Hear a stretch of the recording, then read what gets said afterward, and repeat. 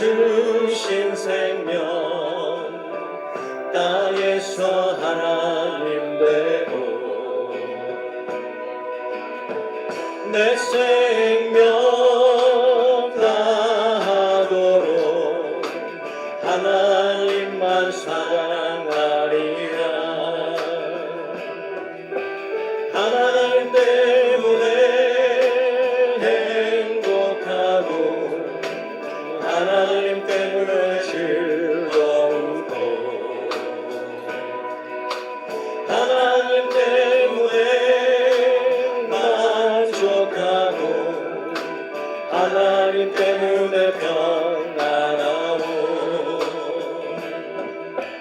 하나님이 주신 당신 땅에서 인연을 맺고 내 평생 다하도록 바다처럼 안고 살리라. 당신 때문에 행복하고 당신 때문에 즐거우고 당신 때문에 만족하고 당신 때문에 평안하오. 하나님이 주신 부모님 땅에서 인연을 맺고 내 평생 다하도록 바다처럼 안고 살리라. 부모님 때문에 행복하고 부모님 때문에 즐거우고 부모님 때문에 만족하고 부모님 때문에 평안하오. 하나님이 주신 자녀 땅에서 인연을 맺고 내 평생 다하도록 바다처럼 안고 살리라. 자녀 때문에 행복하고 자녀 때문에 즐거우고 자녀 때문에 만족하고 자녀 때문에 평안하오. 할렐루야. 네, 기도합시다.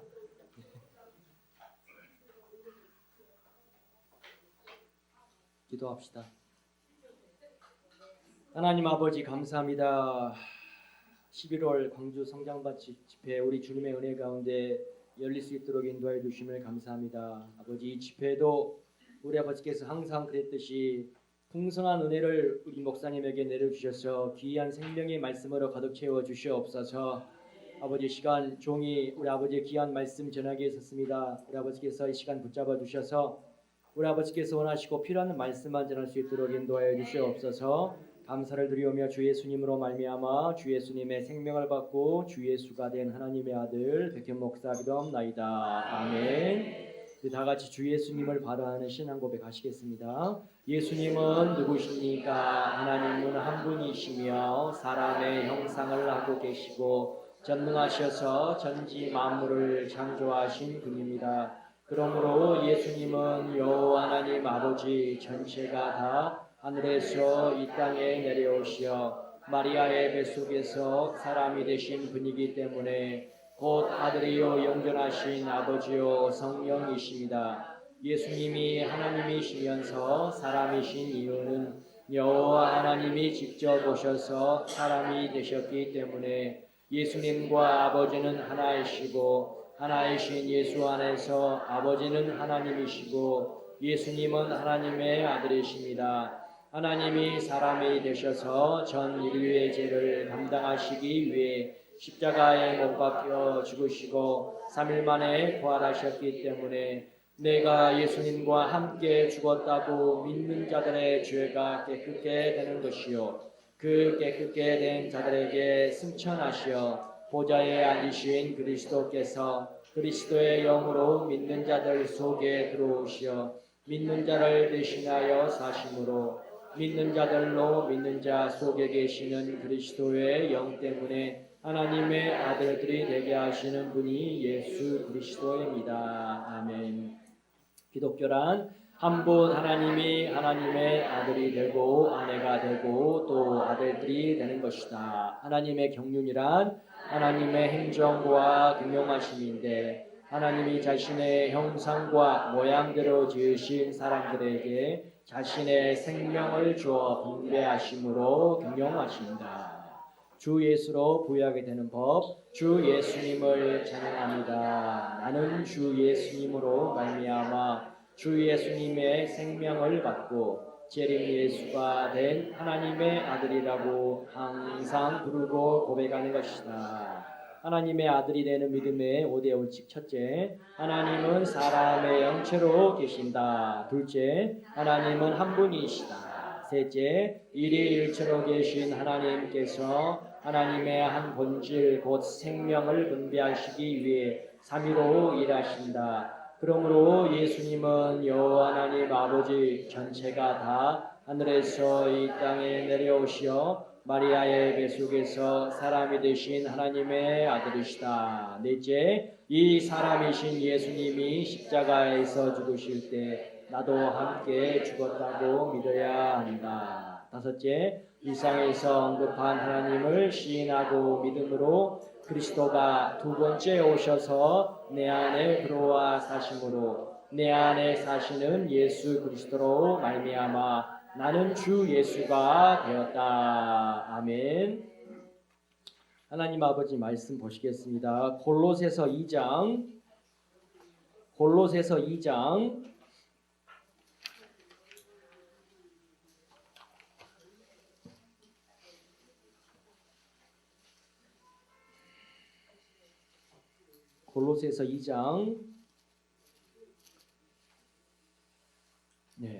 8절 말씀 보십시다. 8절.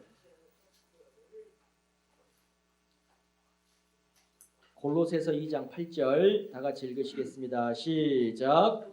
누가 철학과 헛된 속임수로 너희를 노략할까 주의하라. 이것이 사람의 의견과 세상의 초등학문을 조춤이요 그리스도를 조춤이 아니니라. 아멘. 오늘 말씀의 제목은 기독교는 종교가 아닙니다. 다시 한번 말씀드릴게요. 기독교는 종교가 아닙니다. 그러면은 여러분들이 대답을 하셔야 돼요. 그럼 뭐예요? 대답을 하셔야 돼요. 대답 한번 해보세요. 아니 여러분들이 물어보세요. 제가 다시 질문을 할게요. 제목을 말씀드릴게요. 그럼 여러분들이 대답을 하시는 거예요. 아니 여러분들이 저한테 물어보시는 거예요. 이상하네. 제가 다시 제목을 말씀드릴게요. 그럼 여러분들이 그럼 뭐예요? 이렇게 말씀하시는 거예요. 제가 다시 할게요. 기독교는 종교가 아닙니다. 기독교는 생명입니다. 제가 왜 이 제목이 갑자기 떠올랐냐면요. 오래됐는데 초등학교 학생들 이제 설문 조사를 이제 지금은 한지는 모르겠지만 전에는 했어요. 뭐 집에 피아노가 있냐, 차가 있니 이렇게 설문조사 해가지고 종이에다가 집에 차가 있으면은 공표하고 동그라미하고 없으면은 근데 이제 실제로 여러분 실제로 이제 가구 조사를 하면서 그때 한참 광고가 나왔어요. 어떤 광고가 나왔냐면은 침대는 가구가 아닙니다. 침대는 그럼 과학입니다. 그게 광고가 한참 유행할 때가 있었거든요. 그래서 그게 이제 무의식적으로 초등학생들이 아침대는 계속 보다 보니까 아침대는 가구가 아닌가 보다. 그래서 가구조사 할 때 침대가 가구가 아니라고 그렇게 한 적이 있었어요. 실제로. 실제로 여러분, 실제로. 참 누가 멘트를 만들었는지 잘 만들었죠. 얼마나 그 광고 잘 찍었잖아요. 각인을 시켰으니까 애들에게도. 그래서 제가 그 생각이 들더라고요. 오늘 본문 말씀 읽으면서 기독교는 무엇이 아니다고요? 기독교는 종교가 아니에요, 여러분.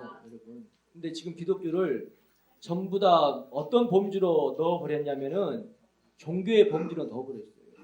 그러면은 종교가 뭐냐? 자, 종교가 뭐기 전에 오늘 본 말씀 다시 가시면은요. 자, 바울이 누가 철학과 헛된 속임수로 너희를 노려갈까 주의하라, 지금 경계의 말씀을 하시죠.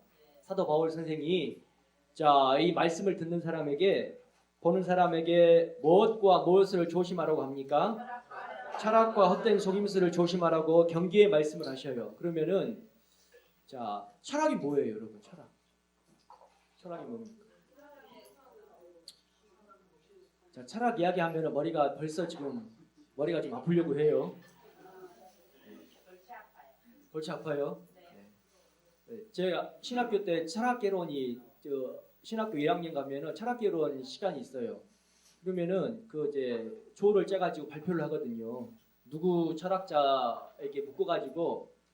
근데 철학 이야기하면은 이런 말 드려서 죄송하지만은 철학과 나온 사람들이 대부분이 아니죠. 주로 뭘 하냐면은 운명관을 하죠. 철학 운명관. 철학 운명관을 하잖아요. 철학 운명관. 그거 하면서 뭘 해주는 겁니까? 점 봐주는 거예요. 어떤 사람의 운명을 이야기해 주는 겁니까? 점치는 거예요. 여러분, 철학은, 자, 그러면 이렇게 한번 제가 물어볼게요. 철학의 출발이 어디서부터 출발하는 거예요? 철학의 출발, 기원. 자, 더 어렵습니까? 철학은 누가 만들었어요? 자, 철학은 누가 만드는 거예요? 철학은 여러분 사람이 만든 거예요. 그러니까 철학의 기원은 사람에게서 나오는 거예요. 다 동의하시죠? 그러면은 자, 왜 기독교가 종교가 아니냐면은 여러분 이거 보시면은 잘 알아요. 우리 사도행전 17장을 봐볼까요? 사도행전 17장 보시면은 바울이 아덴에 가가지고 그 아덴 사람들하고 이야기하는 내용이 나옵니다. 사도행전 17장. 자, 여기 16절 먼저 17절 읽어볼까요? 16절부터 18절까지 읽어봅시다. 시작. 바울이 아덴에서 저희를 기다리다가 온 성에 우상이 가득한 것을 보고 마음에 분하여 회당에서는 유대인과 경건한 사람들과 또 저자에서는 날마다 만나는 사람들과 변론하니 어떤 에비구레오와 스토이고 철학자들도 바울과 쟁론할세 혹은 이르되 이 말장이가 무슨 말을 하고자 하느냐 하고 혹은 이르되 이방신들을 전하는 사람인가 보다 하니 이는 바울이 예수와 또 몸의 부활 전함을 이놈이로라. 지금 바울이 아덴이 지금 어디 있냐면 아테네죠. 그리스 아테네. 그러면은 그리스에서 여러분 철학이 출발했잖아요. 철학 사상이. 그래서 그리스 아테네에서 바울이 지금 복음을 전하는데 바울은 어떤 복음을 전했냐면은 예수와 또 몸의 부활을 전했어요. 그런데 그 당시에 철학자들이 사도 바울이 전하는 그 말을 듣고 이 사람이 철학자인가? 지금 철학자들 입장에서는 또 다른 철학자가 나왔는가 보다 해서 지금 둘이 변론을 하는 거예요. 근데 여기 18절 말씀을 보면은 에비구레오와 스토이고가 나오지 않습니까? 이게 지금 우리말 번역으로 해서 이렇게 된 거지. 원래 에피쿠루스 학파거든요. 철학 학파 중에서 에피쿠루스 학파, 그 다음에 스토이고는 스토아 학파 들어보셨습니까? 에피쿠루스, 스토아 학파. 이게 여러분 철학이에요, 철학. 그러면은 이 철학이 그리스에서 출발했는데 그 누가 만든 거예요? 자, 그 뒤로 넘기면은요. 바울이 이렇게 말합니다. 22절을 한번 읽어볼까요? 22절부터 5절까지 한번 읽어보시겠습니다. 시작. 바울이 아레오바고 가운데 서서 말하되 아덴 사람들아 너희를 보니 범사에 종교성이 많도다. 내가 두루 다니며 너희를 위하는 것들을 보다가 알지 못하는 신에게라도 새긴 단도 보았으니 그런즉 너희가 알지 못하고 위하는 그것을 내가 너희를 알게 하리라. 우주와 그 가운데 있는 만유를 지으신 신께서는 천지의 주제시니 손으로 지은 전에 계시지 아니하시고 또 무엇이 부족한 것처럼 사람의 손으로 섬김을 받은 것이 아니니 이는 만민에게 생명과 호흡과 만물을 친히 주시는 자이심이라. 아멘. 바울이 정확하게 바울이 믿는 하나님은 종교가 아니다. 그러면은 지금 바울이 뭐라고 말하냐면은 아덴 사람들아 너희는 범사에 무엇이 많다고 합니까? 종교성이 많다. 그런데 지금 바울이 강조하는 종교가 뭐냐? 자, 20 그 밑에 보면은 그런즉 너희가 알지 못하고 위하는 그것을 내가 너희를 이게 알게 하리라. 그러면서 손으로 지은 전에 계시지 아니하시다. 여러분 종교가 뭐냐면은 사람의 손으로 지은 것이 종교예요. 동의 안 하십니까? 종교는 사람의 손으로 지은 것이 종교예요. 그래서 바울 당시에 아테네에 우상이 많이 있었죠. 그리스 신화, 여러분 그리스 신화 보면은 신화들이 많이 나오잖아요. 그 아테네 신전 만들어 놓고 많은 우상들 있지 않습니까? 그래서 바울이 너희들은 범사에 무엇이 많도다? 그 종교가 뭐냐면은 사람의 손으로 지은 것이 바로 종교예요. 종교의 기운이 출발이 누구에게 출발되느냐? 사람에게 출발되는 거예요. 그러면은 이 세상의 모든 종교는 지금 누가 만든 겁니까? 동의 안 하십니까, 여러분? 이 세상의 모든 종교는 사람이 만든 거예요. 자, 불교. 자, 누가 만들었어요? 유교, 고교, 도교, 네. 노자. 또 뭐가 있어요? 이슬람교. 네. 지금 여러분 종교라고 말하는 모든 것들의 기원은 사람에게서 출발하는 겁니다. 그러면서 바울이 이것은 지금 내가 섬기는 하나님은 종교가 아니야. 왜 그러냐면은 뭐라고 말씀합니까? 사도 바울이 또 무엇이 부족한 것처럼 사람의 손으로 섬김을 받은 것이 아니니 무슨 말인지 아시겠습니까? 바울이 섬기는 하나님은 사람의 손으로 만든 것이 아니다. 그러니까 기독교는 무엇이 아니에요? 종교가 아니에요. 기독교는 뭐냐면은 생명이에요. 그러면은 기독교는 누구의 생명입니까? 하나님 아버지의 생명인데 지금 현재 교회에서 전 세계 모든 교회가 이 하나님을 기독교를 지금 무엇으로 만들어 버렸느냐? 종교로 만들어 버렸어요. 거기서부터 출발 자체가 지금 잘못됐다 이 말씀입니다. 기독교는 여러분 사람이 만들어 놓은 종교가 아니에요. 기독교는 절대로 사람이 만들어 놓은 종교가 아니에요. 종교라고 여러분 생각하는 순간 아버지의 생명을 받을 수가 없어요. 기독교를 종교라고 생각하는 순간 하나님 아버지의 생명을 받을 수가 없어요. 그러면 하나님 아버지의 생명을 받을 수 없으면 하나님 아버지 아들 될 수 있어요? 없어요? 없어요. 그래서 여러분 지금 교회가 망했다는 뜻이에요. 교회가 왜 지금 망했느냐? 다 여러분 교회를 종교로 보잖아요. 여러분들 전에 이 복음 받으시기 전에 기독교를 종교로 알고 믿으셨죠? 인구 센서스 하면은 종교란 안에 그 동그라미 치도록 5년에 한 번씩 하지 않습니까? 그게 나는 교회 다니니까 종교를 뭐라고 해요? 기독교라고 해요. 전 세계 기독교가 전부 다 지금 종교로 교회를 알고 있어요. 그러니까 여러분 생명 받을 수가 없죠. 종교는 사람이 만든 겁니다. 사람이. 여러분 왜 교회가 지금 망했느냐? 지난주 토요일 날 광주에서 신천지 집회가 있었어요. 지금 신천지가 전국 투어예요. 전국 투어고 교회마다 막 그 전단지 뿌려두고 스티커 붙이고 그래요.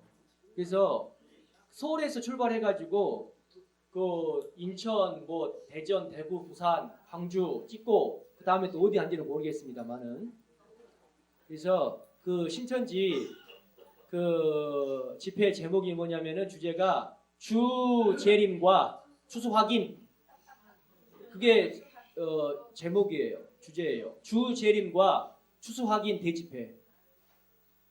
그래서 제가 그 먼저 그 서울에서 찍은 영상을 한번 1시간 20분짜리인데 한번 들어봤어요. 그 사람이 뭐라고 이야기하는지. 근데 제가 왜 여러분들에게 철학 이야기를 하냐면요. 지금 기독교가 이 성경 말씀을 철학적으로 해석하니까 여러분 철학적으로 풀어서 철학적으로 해석하니까 그래서 여러분 기독교가 망하고 교회가 망했어요. 자, 우리 말씀을 보십시다. 요한복음 16장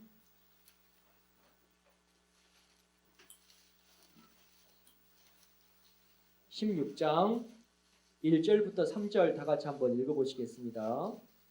요한복음 16장 1절부터 3절. 자, 찾으셨으면 읽어보십시다. 시작. 내가 이것을 너희에게 이름은 너희로 실족지 않게 하려 함이니 사람들이 너희를 추리할 뿐 아니라 때가 이르면 무릇 너희를 죽이는 자가 생각하기를 이것이 하나님을 섬기는 내라 하리라. 저희가 이런 일을 할 것은 아버지와 나를 알지 못함이라.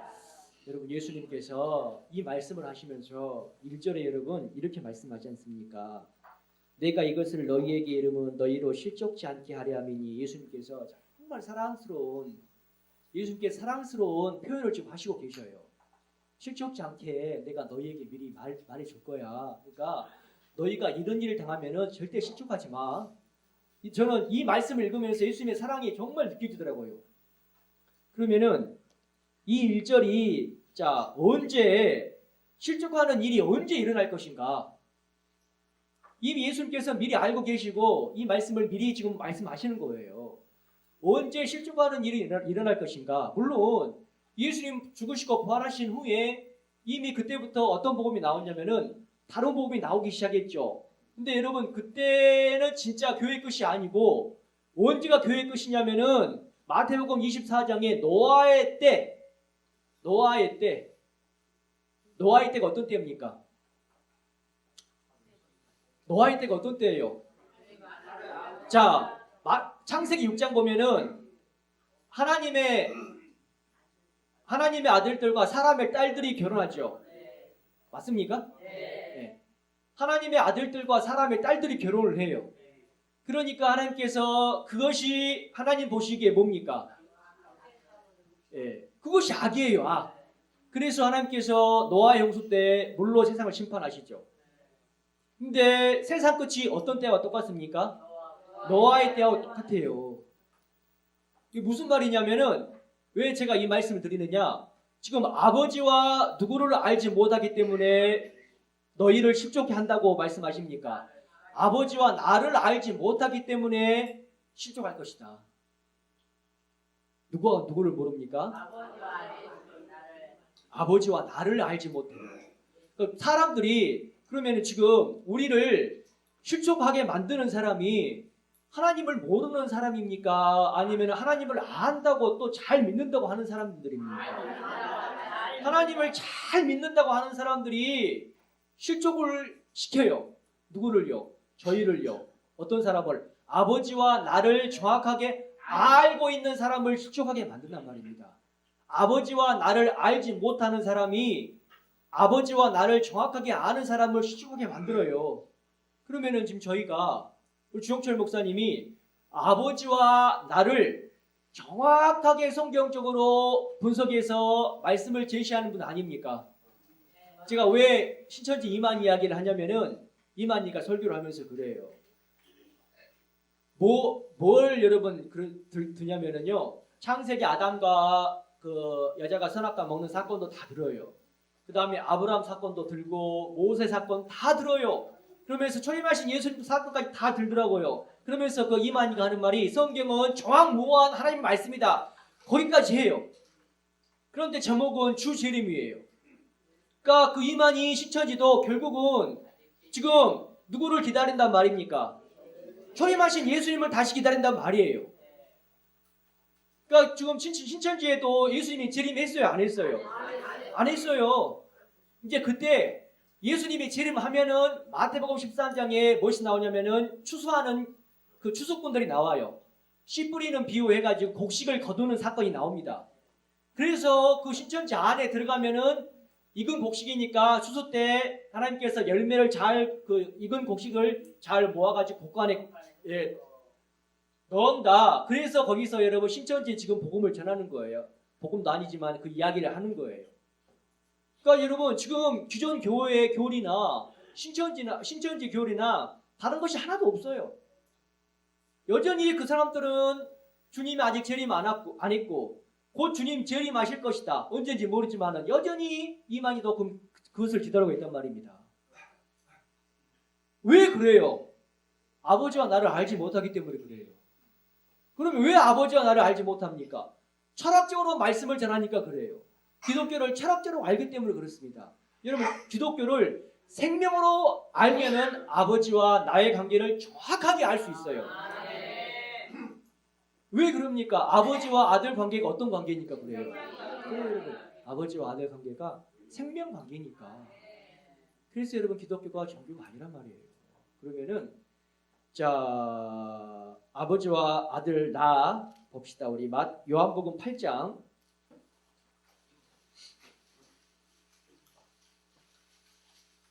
자 요한복음 8장 보십시다. 19절을 한번 다 같이 읽어보시겠습니다. 시작. 이에 저희가 묻되 내 아버지가 어디 있느냐? 예수께서 대답하시되 너희는 나를 알지 못하고 내 아버지도 알지 못하는도다. 나를 알았다면 내 아버지도 알았으리로다. 아멘. 자 예수님께서 그래 유대인들이 물어보죠. 네 아버지가 어디 있는데? 그러니까 예수님께서 이렇게 말씀하시죠.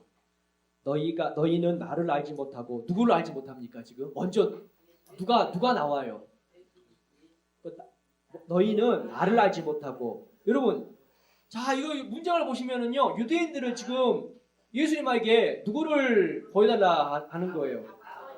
아버지 어디 있느냐 보여달라고 하지 않습니까? 그런데 예수님의 대답은요 먼저 아버지를 알아야 나를 안 것이 아니다 이렇게 말씀 안 하셨어요. 예수님의 대답은 정확합니다. 너희는 나를 알지 못하고 내 아버지도 알지 못하는도다. 나를 알았다면 내 아버지도 알았으리로다. 그럼 예수님의 말씀인 즉슨 누구를 먼저 알아야 돼요?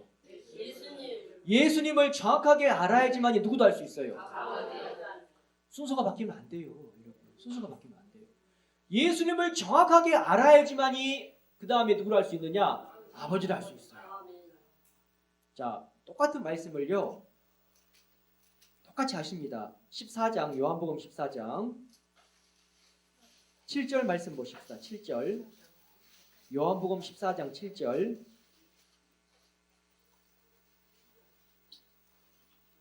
자, 다 같이 읽어보시겠습니다. 시작. 너희가 나를 알았다면 내 아버지도 알았으리로다. 이제부터는 너희가 그를 알았고 또 보았느니라. 자, 이번엔 예수님께서 여기 보시면은요, 너희가 나를 알았다면 똑같이 말씀하시죠. 먼저 누구를 알아야지만이 예수님을 알아야지만이 누구도 알 수 있습니까? 내 아버지도 알 수 있다. 그런데 예수님께서 그 다음 부분을 첨가하셔요. 이제부터는 너희가 그를 알았고 또 보았느니라. 예수님께서 그래 이제 나를 알았다면 아버지도 알 수 있을 텐데 너희가 나를 알았다면 이제부터는 너희가 그를 알았고 또 보았느니라. 갑자기 단어가 무엇으로 바뀝니까? 그로 바뀌어요.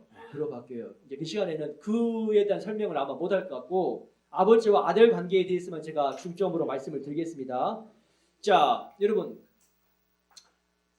아버지와 나, 곧 예수님의 관계를 철학적으로 알고 있는 그러면은 왜 철학적으로 알고 있느냐? 그 철학적으로 알고 있는 그 기원이 어디서부터 나오냐면은 아타나시우스의 전제론적 44개 신조. 그 신조라고 말해야 됩니까? 그게 신조? 신조라고 말해야 돼요? 아타나시우스의 전제론적 44개 신조. 그냥 교리로 할까요? 교리 신조로 합시다. 뭐 신조로 하니까 신조로 붙이기 싫지만은 여러분 거기서부터 출발하는 거예요. 아버지와 나에 대한 관계를 철학적으로 그것을 풀어서 해석하는 것이 바로 아타나시우스의 전제론적 44개 신조. 그거를 보면은요 인간적으로 나열을 해놨어요. 인간적으로. 그래서 거기에서 유래된 것이 바로 사도신경이잖아요. 사도신경. 여러분 사도신경 보면은요 아타나시우스의 44개 신조하고 똑같아요. 똑같습니다, 여러분. 그게 뭐냐면은 여러분 철학이에요, 철학. 그러면은 자 아타나시우스의 44개 신조나 전제론적 44개 신조나 사도신경이나 그 누가 만든 겁니까? 누가 만든 거예요? 하나님이 만든 겁니까? 여러분 하나님 만드셨어요? 사도신경으로 하니까 사도들이 만든 거라고 오해하는 분들이 아직도 많이 계신 것 같아요. 사도신경이라고 하니까 사도들이 만든 것이 아니에요. 여러분 사도들이 절대 예수님을 따라다니던 사도들이 절대 만든 것이 아니에요. 성경을 잘못 해석한 신학자들이 만든 거예요. 그래서 성경을 가장 많이 오해한 사람들이 누구냐? 그 당시에 예수님 당시에 바리새인과 서기관 그다음에 장로들이었죠. 지금 여러분 예수님 이 성경을 가장 많이 오해해서 말씀을 전한 사람들이 신학교 교수들, 신학자들 대표적으로 그다음에 목사들. 이 사람들이 철학적으로 말씀을 포장해가지고 성경에 없는 내용을 자꾸 인간의 생각으로 말씀을 전해요. 그래서 그 사람들의 기원이 어디냐? 인간이에요, 인간. 인간의 사상, 인간의 생각으로 하나님 말씀을 포장해가지고 말씀을 전해요. 그러니까 그 사람들에게 그런 말씀을 들으면은 생명 받을 수 있어요, 없어요? 여러분 단적으로 아타나시우스의 44개 신조가 누구에게 나왔냐고요.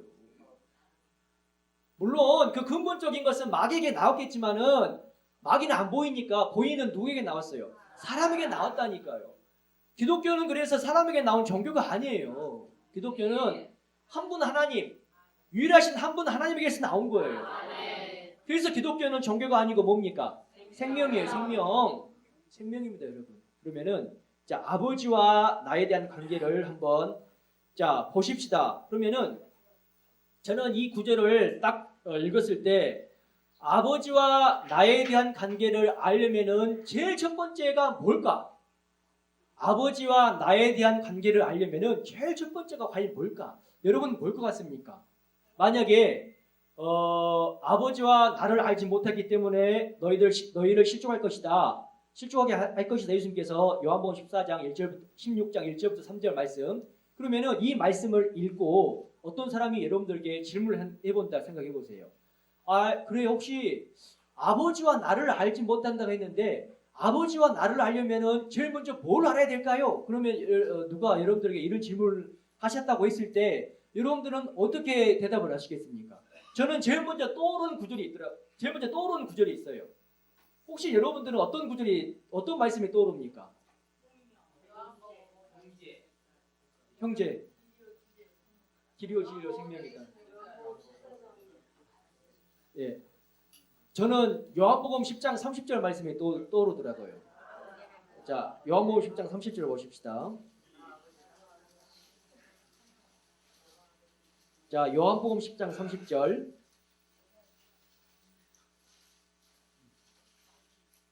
자, 다 같이 읽어보시겠습니다. 시작. 나와 아버지는 하나님이라 하시는데 저는 이 아버지와 나를 알지 못하기 때문에 이 구절을 읽으면서 제일 먼저 떠오르는 구절 아버지와 나를 알려면은 뭘 먼저 알아야 되지 했을 때 제일 먼저 떠오르는 것이 이 구절이었어요. 아버지와 나는 하나다. 아버지와 나는 하나다. 그러면은 그래 아버지와 내가 하나지. 아버지와 나는 하나지. 사람들이 또 이렇게 할 수도 있어요. 그러면은 무엇이 하나입니까 이제? 무엇이 하나냐? 무엇이 하나냐? 자, 그래서 우리 아타나시우스의 44개의 신조를 보면은 있는 분들은 한번 자 보십시다. 3번을 보시면은 자 이렇게 기록되어 있습니다. 이 신앙은 다음의 것들이다. 우리는 삼위일체 대신 한 분 하나님을 믿는다. 그러면서 자, 넘어가서 7번을 보시면 7번 성부와 성자와 성령은 그 자체로 존재한다. 자, 7번요. 다시 한번 성부와 성자와 성령은 그 자체로 존재한다. 여러분 그 자체로 존재하면은 하나가 될 수 있어요, 없어요? 저 죄송하지만 연극 한번 해볼까요? 연극. 여러분 이게 지금 이 아타나시우스의 44개 신조 7번을 여러분 연극을 한번 해볼까요? 한번 해도 되겠습니까? 자, 7번에 성부와 성자와 성령은 그 자체로 존재한다. 그러면 연극 한번 해볼게요. 조은호 목사님, 우리 김구신 목사님 잠깐만 나와보세요. 죄송해요, 우리 어르신 목사님들을 앞에. 자, 김국현 목사님이 나이가 제일 연장자니까 가운데 할까요? 그러면은 가운데 이렇게 할까요? 그러면은 자, 이게 지금 아타나시우스의 44개 신조예요. 성부와 성자와 성령은 그 자체로 존재한다. 자, 이게 여러분 인간적으로 이해가 쉽잖아요. 자체로 존재하니까 그러면은 예수님이 하신 말씀 나와 아버지는 하나다. 이거 여러분 맞아요, 안 맞아요? 죄송합니다. 그러면서 8번에 성부와 성자와 성령은 결코 당연히 여러분 그 자체로 존재하니까 창조되면 안 되죠. 만약에 7번에 성부와 성자와 성령은 그 자체로 존재한다 했는데 8번에 성부와 성자와 성령은 뭐 창조됐다 그러면은 또 앞뒤가 안 맞잖아요. 그러니까 당연히 이렇게 나오는 거예요, 인간적으로.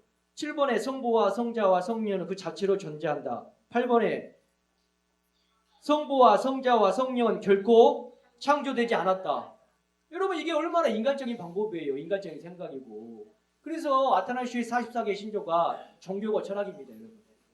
그 다음에 또 여러분 13번을 보시면은 성부께서 전능하시듯이 성자와 성령도 전능하시다. 14번에 그러나 세 분의 전능자가 계실 것이 아니오 오직 한 분의 전능자가 계실 뿐이다. 여러분 한 분이라는 것은 말 자체로 존재가 하나 있다는 거 아닙니까? 근데 앞에는 성부께서 전능하시듯이 성자와 성령도 전능하시다 하면서 그 따로따로 전능하단 말 아니에요? 그런데 또 14번에는 오직 한 분의 전능자가 계실 뿐이다. 그러니까 여러분 얼마나 인간적입니다. 철학적이고. 17번에 성부께서 주님이시듯이 성자와 성령도 주님이시다. 18번에 그럼에도 주님은 세 분이 아니라 한 분이시다. 아니 17번에 성부께서 주님이시고 성자도 주님이고 성령도 주님인데 18번에 그럼에도 주님이 세 분이 아니다 한 분이시다. 저는 도저히 이해가 안 돼요. 이거 이해가 안 된다고. 여러분 이게 이해가 안 되는데 이 44개 전제로적 삼위일체 아타나시우스에 이것이 이해가 안 되는데 그냥 믿는다니까요. 사람들이 찌들려가지고 이런 세상 종교에 찌들려가지고 그냥 믿어요. 그래서 그 신학자들이 교수들이 논문을 쓸 때 가장 쓰기 싫어하는 제목이 뭐냐면 삼위일체 교리예요. 가장 싫어합니다. 가장 기피하는 논문의 주제가 삼위일체예요. 왜냐면은 잘못 쓰면은 살짝 잘못 쓰면은 이단으로 그냥 정죄해버리고 그런데 이단으로 판단한 사람도 모르면서 결국 자기들도 모르면서 그 삼위일체 교리를 잘못 썼다고 또 이단으로 정죄한답니까? 그러니까 그 사람도 모르고 쓴 사람도 모르고 아무도 몰라요. 그러니까 제일 안 쓰는 제목이 삼위일체예요. 제가 신학교 다닐 때 여러분 역사신학 교수님이 독일에서 10년을 넘게 독일에서 유학하면서 삼위일체 교리로 논문을 썼는데 박사학위 논문을 썼는데 이제 제가 물어봤어요. 실제로 그래요 교수님 그러면은 삼위일체가 뭐예요? 그랬더니 교수님 하시는 말씀이 뭐라고요?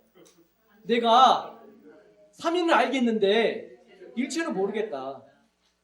그게 여러분 현재 삼위일체에 대한 존재론적 아타나시우스의 삼위일체에 대한 대답이에요. 그 삼위일체 물으면은요 그래서 아타나시우스가 이렇게 했잖아요. 우리 인간의 이해를 초월한다고. 어디 나왔어요? 9번. 자, 9번. 성부와 성자와 성령은 우리의 이해를 초월하는 분이다. 여러분, 여기서부터 이미 아타나시우스가 삼위일체는 인간의 이해를 초월한다고 이미 딱 못 박아놨으니까 삼위일체 교리를 신봉한 사람들의 모든 사람들은 그 밑에 사람들은 삼위일체 하면은 항상 대답이 똑같아요. 한결같이. 어떤 대답이 나옵니까? 삼위일체 교리는 인간의 이해를 초월하니까 이해하려고 하지 마. 그냥 믿어. 이게 공통적인 대답이에요. 공통적인 대답. 인간의 이해를 초월하니까. 이게 여러분 인간이다니까요. 인간 종교고. 그러면은 아버지와 나를 알려면은 아버지와 나에 대한 관계를 알려면은 자, 아버지와 내가 하나다. 이렇게 정의를 내려서 출발했을 때 그러면 이제 어떻게 하나가 될 수 있느냐? 어떻게? 여러분 어떻게 하나가 될 수 있습니까? 아버지와 내가 하나다 했을 때 어떻게 하나가 됩니까? 하나가 되려면 어떻게 해야 돼요? 자, 한번 가볼까요? 출발해볼까요? 자, 구약에는 누구밖에 안 계셨습니까? 그럼 예수님은 계셨어요? 안 계셨어요? 구약에는요, 자, 여호와 하나님 한 분밖에 안 계셨죠. 그러면은 이제 물어봐요. 아니, 그래, 그러면 예수님 어디 계셨는데? 했을 때, 여러분, 예수 했을 때는 아들의 이름이고, 또 예수 했을 때는 반드시 무엇이 있어야 돼요? 육체, 곧 형체가 있어야 돼요, 형체. 그러죠? 예수 했을 때는 아들의 이름이고, 반드시 무엇이 있어야 되느냐? 형체가 있어야 돼요, 형체. 그러면은, 자, 구약에 형체를 가지고 계신 분은 누구밖에 안 계셨어요? 여호와 하나님 아버지 한 분밖에 안 계셨어요. 그러죠?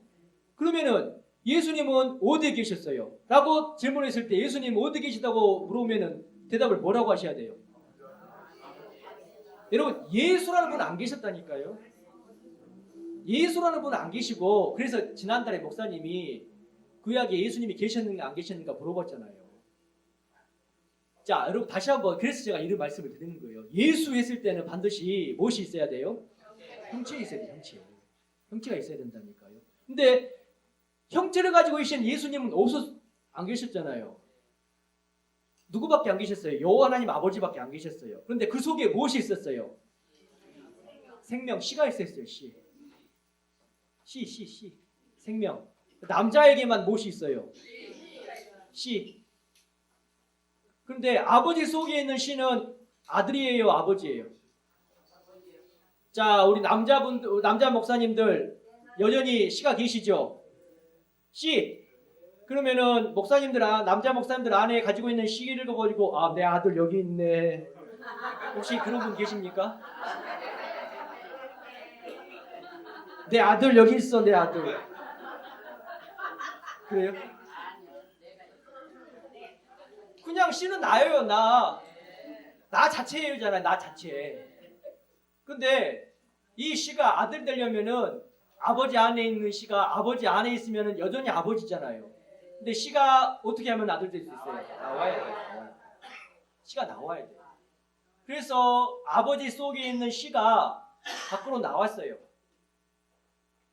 그래서 어디로 들어갔습니까? 마리아의 자궁 속에 들어갔죠. 이것이 요한복음 1장 14절 어떤 말씀입니까? 말씀이 육신이 되었다. 말씀이 육신이 되었다. 자, 우리 얘기 찾아볼까요? 누가복음. 자,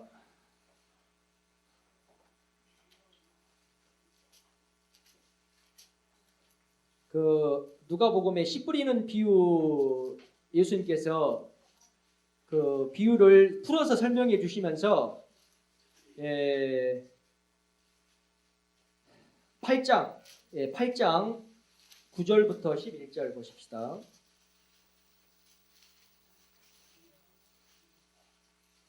자, 누가복음 8장 9절부터 11절 다 같이 읽어보실까요? 시작. 제자들이 이 비유의 뜻을 물으니 가라사대 하나님 나라의 비밀을 아는 것이 너희에게는 허락되었으나 다른 사람에게는 비유로 하나니 이는 저희로 보아도 보지 못하고 들어도 깨닫지 못하게 하려 함이니라. 이 비유는 이러하니 시는 하나님의 말씀이요. 여러분, 시가 하나님의 말씀이죠. 그러면은 아버지 속에 있는 시는 여전히 아버지지만은 이 시가 하나님의 말씀이고, 말씀이 육신이 되신 분이 바로 예수 그리스도예요. 그때 예수님이 아들이 되신 거죠. 말씀이 육신이 되시니까 예수님이 아들 되시는 거예요. 이제 문제는 그건데, 아버지와 나의 관계에 대한 알려면은 구약에는 여호와 하나님 안에 시가 계셨다. 근데 이 시가 말씀인데 말씀이 나왔어요. 아버지 밖으로. 그래서 말씀이 육신이 되신 분이 바로 누굽니까? 예수 그리스도예요. 이제 그 다음에 문제가, 그러면 이제 아버지는 어디 계시느냐? 여기에서 이제 문제가 붙었단 말입니다. 전제론적 아타나시우스의 삼위일체 교리는 여기서 말하는 교리에 의하면 아버지는 여전히 어디 계셔요? 하늘 보좌에 앉아 계셔요. 왜? 8번에 성부, 성자, 성령은 그 자체로 존재하니까. 그러면은 아타나시우스의 교리에 의하면은, 전제론적 삼위일체 교리에 의하면은 아버지가 원래 계시고 아들 예수님도 원래부터 계셨던 분이에요. 그렇죠? 이 교리에 의하면은 원래 계셨던 예수님이 이 땅에 내려오셨다라고 지금 이 교리에 의하면은 그렇게 되는 거예요. 그러니까 이 교리를 신봉하는 모든 기독교의 교리가 예수님이 아버지 보좌 우편에 영원 전부터 앉아 계셨다가 그 다음에 때가 되니까 아버지가 보내셔서 이 땅에 내려오신 분이 누구라고 말합니까? 예수 그리스도라고 지금 말하잖아요. 여러분 안 그렇습니까? 안 그래요? 지금 여러분, 예수님이 아버지 안에 계셨다가 이 땅에 내려오셨다라고 지금 혹시 여러분들 전에는 그렇게 알고 믿으셨어요? 여러분들 그렇게 알고 몰랐다는 증거가 바로 아타나시우스 44개 신조다니까요. 그러니까 저희들은 전부 다 어디 밑에 있었느냐? 아타나시우스의 전제론적 44개 신조 아래에 전부 다 저희는 있었어요. 전에는 저희는 다 이 아래에 있었어요.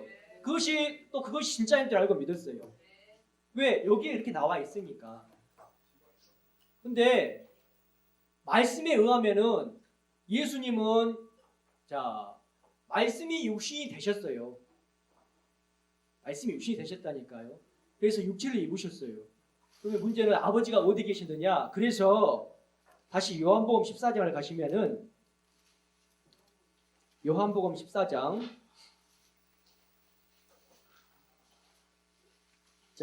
이제 8절부터 7절부터 다시 읽어보십시다. 7절부터 10절까지 다시 읽어보시겠습니다. 시작. 너희가 나를 알았다면 내 아버지도 알았으리로다. 이제부터는 너희가 그를 알았고 또 보았느니라. 빌립이 가로되 주여 아버지를 우리에게 보여주옵소서. 그리하면 족하겠나이다. 예수께서 가라사대 빌립아, 내가 이렇게 오래 너희와 함께 있으되 네가 나를 알지 못하느냐? 나를 본 자는 아버지를 보았거늘 어찌하여 아버지를 보이라 하느냐? 나는 아버지 안에 있고 아버지는 내 안에 계신 것을 네가 믿지 아니하느냐? 내가 너에게 이르는 말이 스스로 하는 것이 아니라 아버지께서 내 안에 계셔 그의 일을 하시는 것이라. 아멘. 예수님께서 이 땅에 계셨을 때 아버지가 어디 계시다고 예수님께서 말씀하십니까? 예수님 안에. 아버지가 독자적으로 저 하늘 보좌에 계신 것이 아니고, 예수님이 이 땅에 계셨을 때 이 아버지는 예수님 안에 계신다. 그 빌립이 예수님에게 뭐라고 합니까? 주님, 아버지를 좀 보여달라니까요. 그랬더니 예수님께서, 빌립아, 네가 이렇게 나와 함께 있는데 네가 아직도 나를 보고 아버지를 보여달라 하느냐? 나를 본 자는 아버지를 봤다. 나를 본 자는 아버지를 봤어요. 그러니까 나를 본 자는 아버지를 봤으면은 더 이상 아버지를 찾아달라고 하면 돼요, 안 돼요? 안 돼요. 왜 그러냐면은 예수님 안에 아버지가 계시니까. 그러면은 예수님 안에 계신 아버지는 예를 들어서 또 이렇게 말하는 사람이 있겠죠. 하늘 보좌에 아버지 존재 자체가 형체로 계시고 아버지 안에 있는 생명만 예수님 안에 계신다라고 하니까 예수님 안에 아버지가 계신다. 혹시 이렇게 말한 것이 아니냐라고 또 말할 사람들이 분명히 있을 거예요. 그런데 자, 오늘 본문 말씀에 다시 골로새서 봅시다. 골로새서 1장 19절.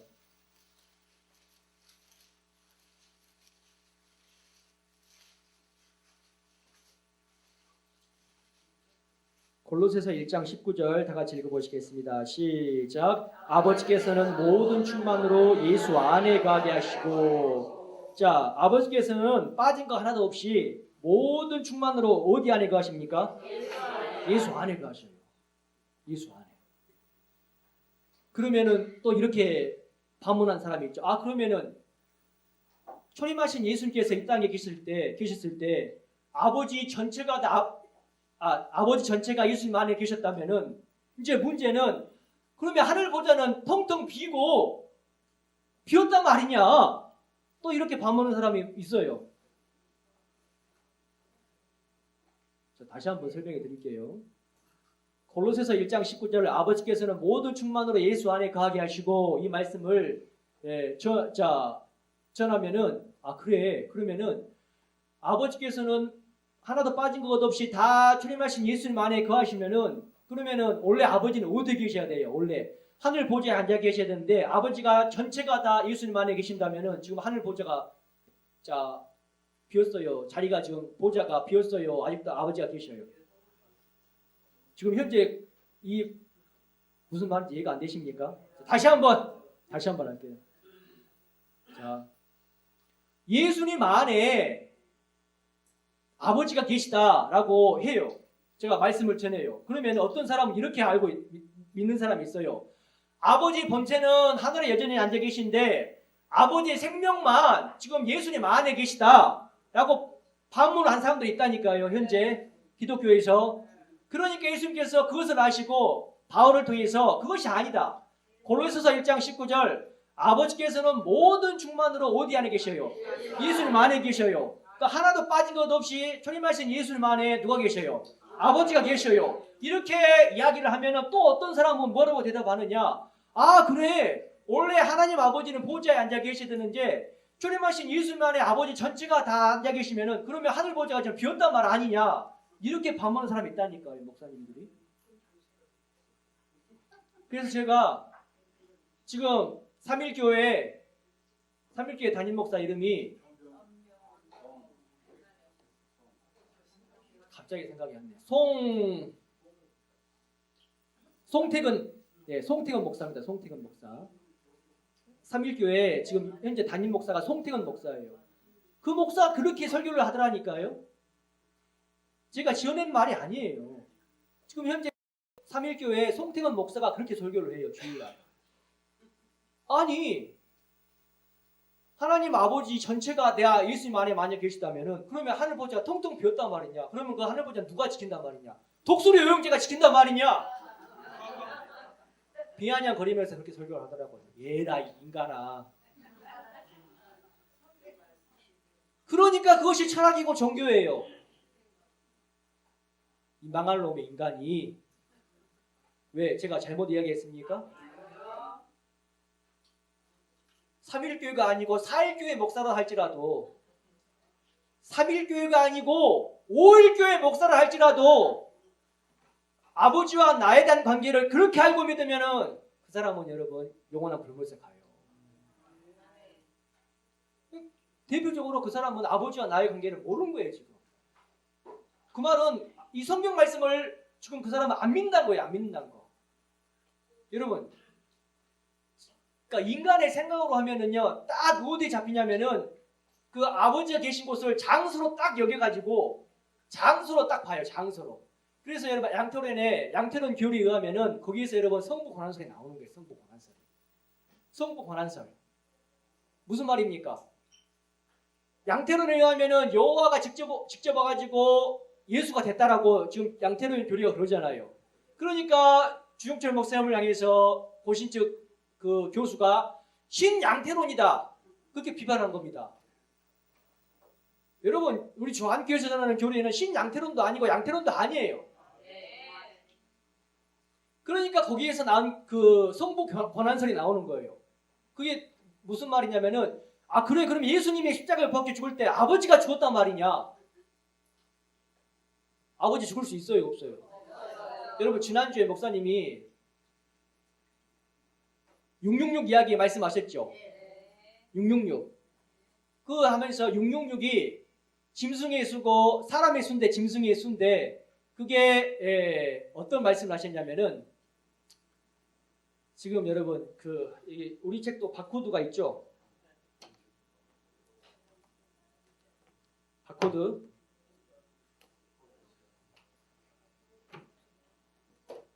지금 여러분 666을 사람들이 전에는 뭘로 알고 있어요? 이게 바코드 책 보이지 않습니까? 이걸로 알고 있었어요. 그래서 옛날에 한참 92년도에 전도하면서 사람의 그 그림에 이거 바코드를 이마에 찍은 이 그림을 많이 만들어가지고 배포했어요. 보신 적 있습니까? 보신 적 없어요? 이거 여러분 이 바코드를 사람의 머리에 찍어가지고 이마 머리에 찍어가지고 뒤통수에 찍어서 이거 받으면은 영원한 지옥이니까 받지 마시라고 92년도에 한참 전도가 다는 사람들이 있었다니까요. 근데 지난주에 목사님이 말씀하시면서 바코드가 그 666이 이것이 아니다는 증거가 뭐냐? 여러분 이거 물질이에요, 아니에요?